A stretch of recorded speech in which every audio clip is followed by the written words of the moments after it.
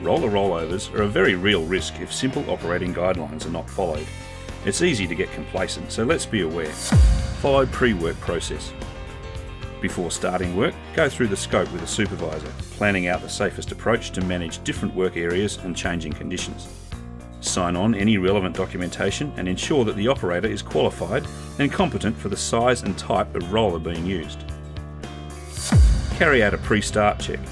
Complete a thorough pre-start check before starting your machine. If you notice any faults or damage, report it to your supervisor straight away. Operator setup. Maintaining 3 points of contact, access your machine. Before moving off, check that you have good visibility and your mirrors are in the right position. Remember to sound your horn before starting the machine so that others around you become aware of the roller. Where the roller is fitted with 2 seats, always sit in the seat that gives you the best visibility to the edge closest to where you're rolling. And always wear your seatbelt, as it will protect you in the event of a rollover. Mobile use. Never use your mobile device while operating a machine. If you need to use your phone urgently, do it out of the cab, and don't walk around the site. Check the ground conditions. Setting up and inspecting your work area is important. Check ground conditions for soft spots, holes, rocks and any surface that could be a hazard to the operation of your roller. Since most rollovers occur near the edges being rolled, please pay special attention here and report any concerns to your supervisor or leading hand. Rolling edges. When rolling close to edges, always do this in a forward direction so that you have better visibility and judgment of the line you're taking along the edge of the material. Remember to shut down the vibrator at the end of each run. Make sure an appropriate sized windrow is always in place along the edge you're rolling. It acts as a visual and physical barrier. Material on the edge of the fill should be sloped inward a minimum of 3%.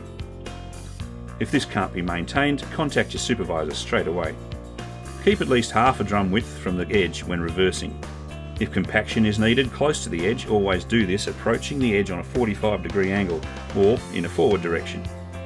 If your roller does lose traction or you feel it start to go on an angle, stop straight away, shut down the vibration, get off the roller and contact your supervisor or leading hand.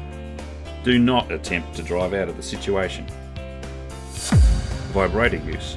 When using the vibrator unit on your roller, switch off the vibrator before you stop or change direction, as the vibrator will fracture the finished surface. You can switch it on again as you move off. Working on slopes. If you are operating your roller on a slope, always roll up and down the slope. Never turn and go across it, because that's a great way to roll over your machine. Remember, if you need to turn, do so in a flat area. By following these key steps, you can ensure you never find yourself in dangerous and embarrassing situations like this. Finally, when you've finished your shift, park your roller on flat ground and out of the way of other machinery or in a designated area. Lease is committed to operating incident and injury-free. By following these steps and communicating suggestions to us on how to improve on processes, we can all do this.